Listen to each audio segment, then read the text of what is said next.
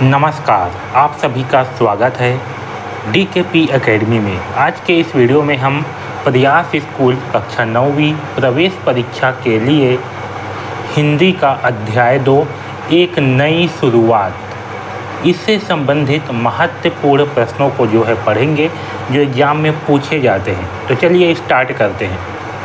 देखिए, इस पाठ में आपको भाववाचक संज्ञा के बारे में दिया गया है।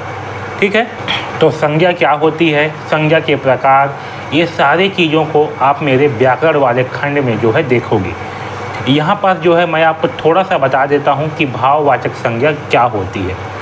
तो देखिए, यहाँ पर प्रश्न में दिया है, दिए गए विशेषण से, यहाँ पर दिया गया विशेषण, विशेषण क्या होती है, वह जो किसी संज्ञा की विशेषता बतलाती हो उसे विशेषण कहा जाता है।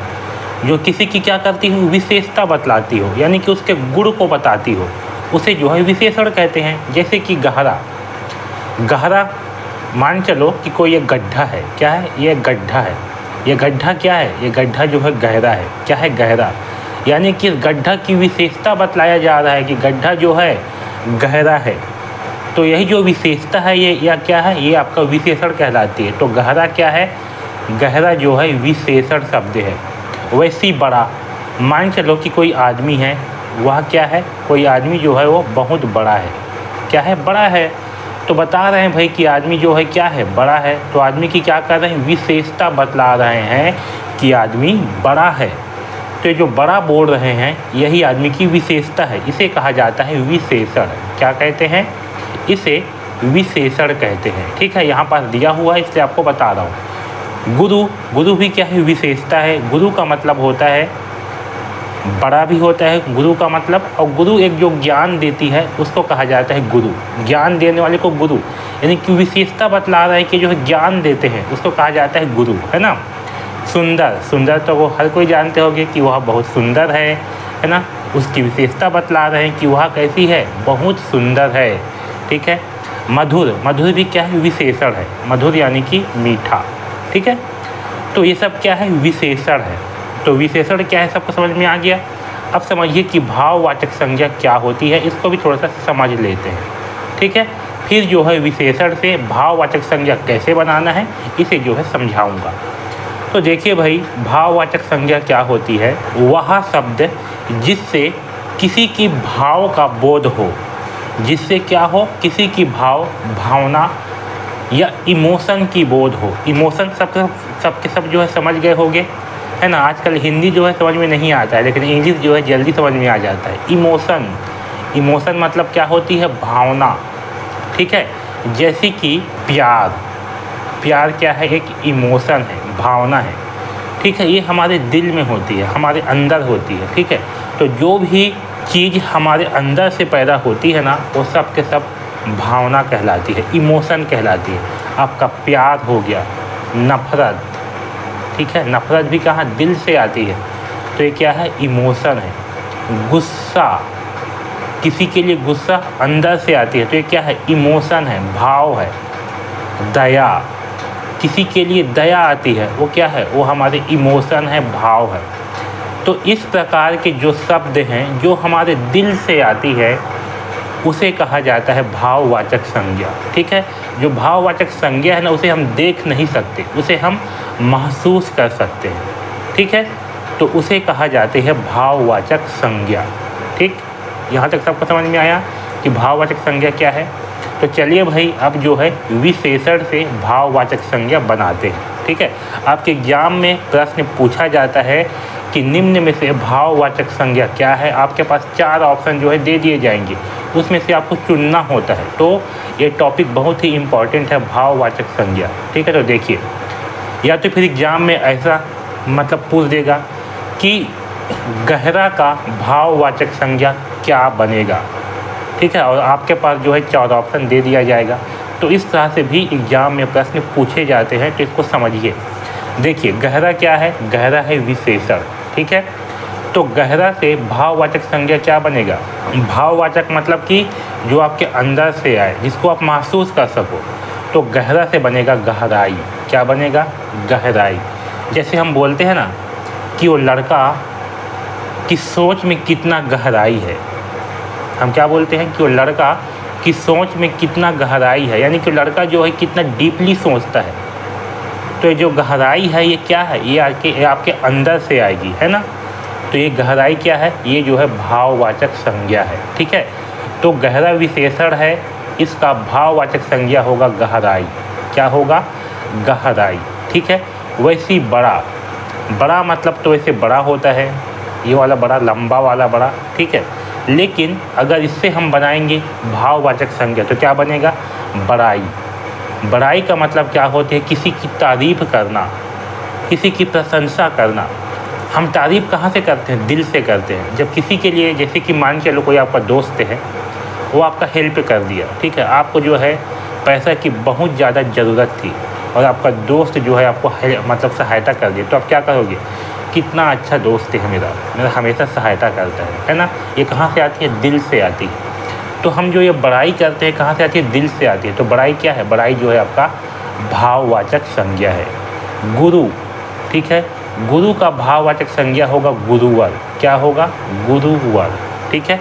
सुंदर, सुंदर जो है ये विशेषण है, किसी की विशेषता बता रहे सुंदर। जैसे कि हम बोल रहे हैं फूल बहुत सुंदर है, फूल क्या है, बहुत ही सुंदर है फूल। तो ये फूल की क्या है, विशेषता है।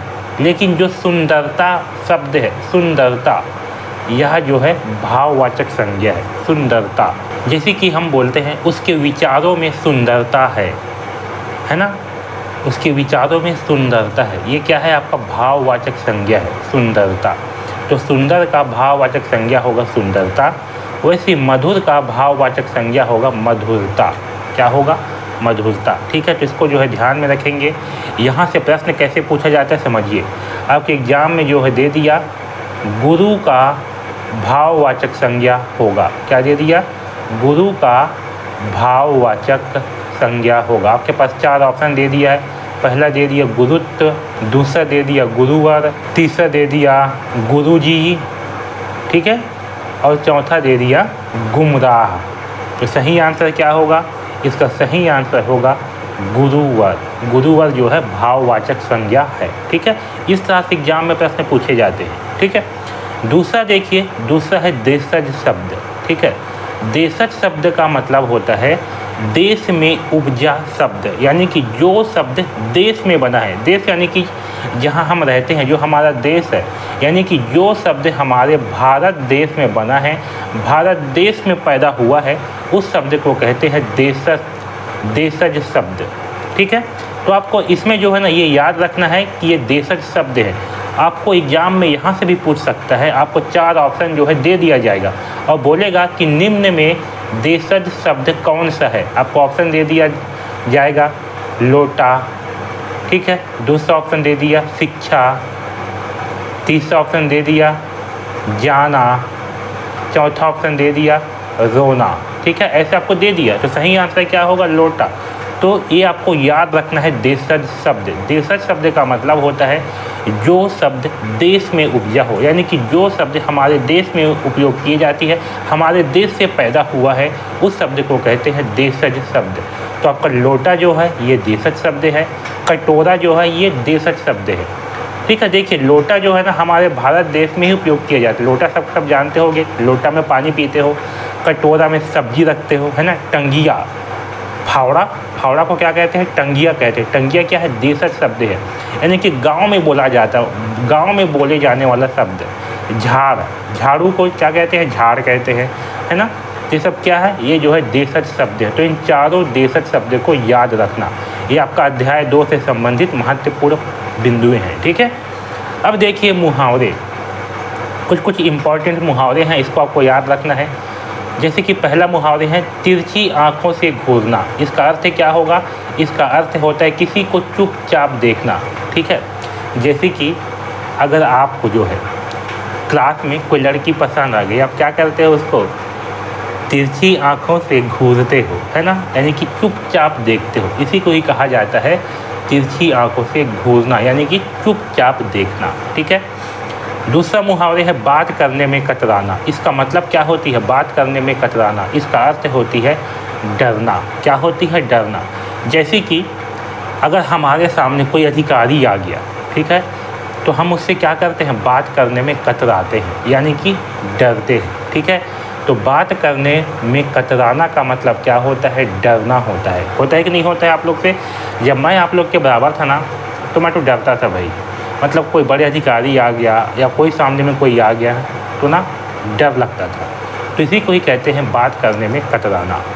तीसरा है हाथ होना। हाथ होना का मतलब है साथ होना। ठीक है, जैसे कि बोलते हैं कि ये जो चोरी हुआ है ना इसमें राम का हाथ होगा, ऐसे बोलते हैं कि नहीं बोलते हैं कि ये जो चोरी हुआ है ना इसमें हो सकता है उसका हाथ हो।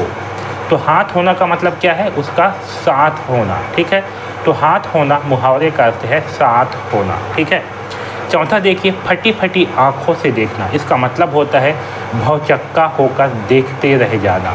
ठीक है, जैसे कि सोचो अगर आपके सामने एकदम से बड़ा सा डायनासोर आ जाए तो आप क्या करोगे, आप जो है फटी फटी आँखों से देखने लग जाओगे, यानी कि आप जो है भौचक्का रह जाओगे। ठीक है, तो फटी फटी आँखों से देखना का मतलब होता है भौचक्का होकर देखते रह जाना। ठीक है, तो ये 4 मुहावरे हैं इस पाठ से संबंधित। इन चारों मुहावरे को आपको याद रखना है, यहाँ से भी एग्ज़ाम में प्रश्न पूछे जा सकते हैं।